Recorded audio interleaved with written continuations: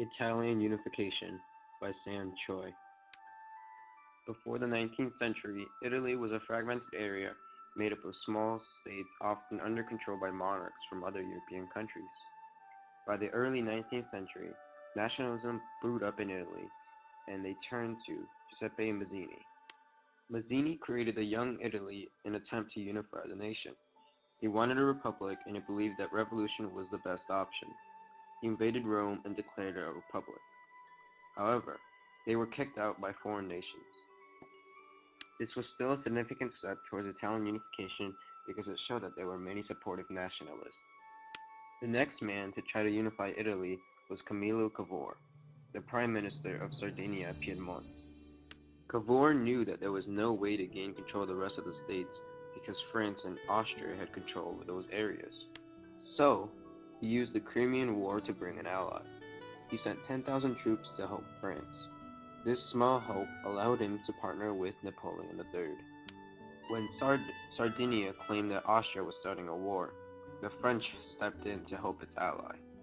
However, Napoleon feared too extensive victory and stepped out. Cavour and Austria agreed peace, with Cavour gaining Lombardy, but Austria kept Venetian control. Thanking Napoleon III for his help in defeating the Austrians, Cavour gifted France with two regions, Savoy and Nice, who were already using the French as their language. After Cavour defeated the powerful Austrians, many northern Italian states considered Sardinia to join with. Thus, Cavour was able to create a larger kingdom of Italy.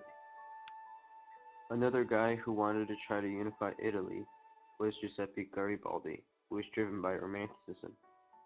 He and an army of red shirts decided to try to conquer southern Italy.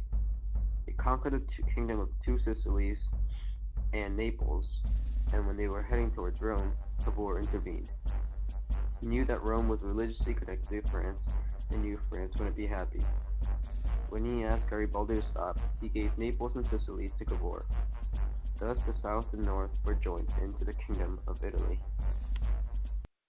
Therefore, many consider Mazzini, Cavour, and Garibaldi to be the three founding fathers of Italy.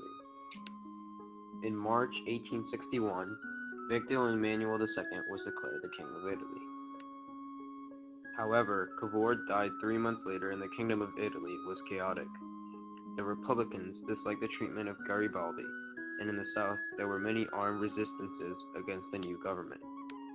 The differences in the economic and social structure of the north and south also divided the nation.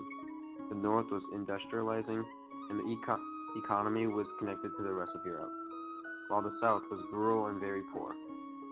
The political structure was also incapable of fixing these problems, so the Constitution in 1848 set up a parliament with two houses.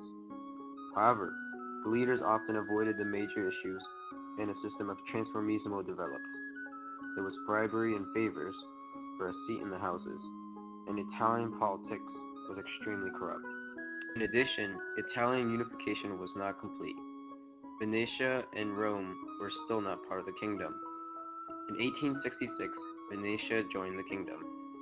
In 1871, when Prussia attacked France, the French removed their troops from Rome and gave Italy the chance to invade.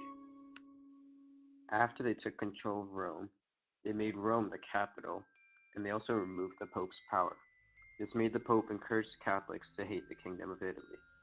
Nevertheless, Italy was completely unified by 1871, and the three founding fathers were seen as heroes to Italian nationalists.